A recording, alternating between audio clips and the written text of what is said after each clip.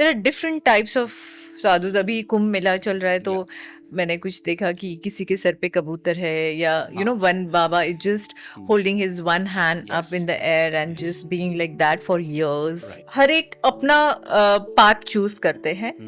Also they have some supernatural powers which I think this somebody was trying to just show, with their jatas they just try to move things and get life into the things.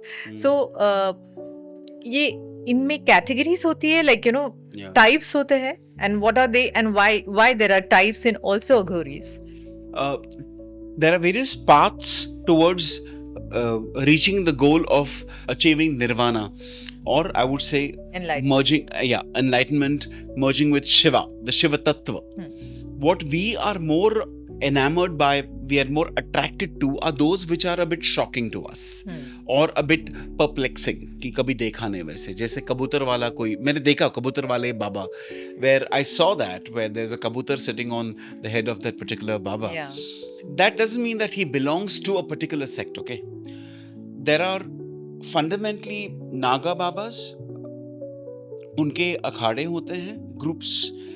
I think there are some 12 or 13 akhadas, and they come from different parts of India, especially the northern part of India. There are Aghori sadhus. उनके अखाड़े नहीं होते हैं. They come with their gurus. They come in groups or they come individually. And then there are Hatha yogis जो हट करते हैं. The one hand in the air is like a Hatha yogi. Exactly.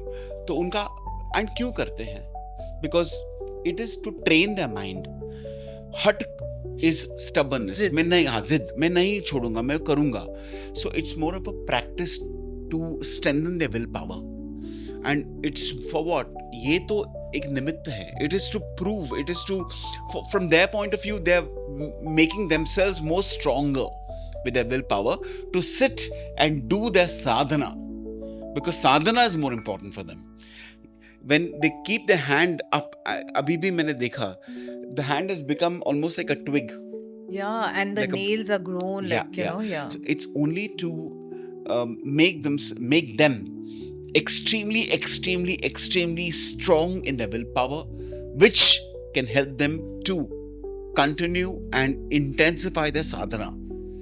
And their sadhana is very different, Shraddha. हम जपमाल लेके जप करते हैं, ठीक है, ओम नमः शिवाय. We do 1 mala, 108, 2 malas, 3 malas. तो कोई मिलते हैं जो कहते हैं कि I do 108 malas. Many of these people who come, when they do their sadhana, they go beyond time. They go so deep, they lose the track of time, just like we lose track of time when we sleep. That is why when an Aghori sadhu, who I know, did a sadhana in the cremation ground, he was there for a few weeks.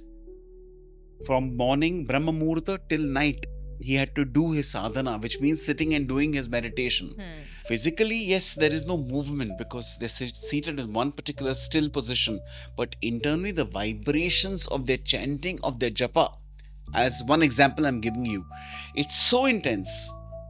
It vibrates their entire system. It awakens the different centers of their kundalini, from Mooladhar chakra to the Sahasrara. ये बहुत अद्भुत, and it's very, very unique and a very deep science that they practice. Whether it's the Aghori sect or the Naga sect or the Hatha yogis or just the yogis who have their gurus and they're practicing some sadhana, they come to Kumbh Mela to seek the guidance of Mother Nature, to get completely charged by the waters in which they take the 3 dips. It's more like a catalyst for them. It makes them more powerful. They feel more stronger to continue their sadhana.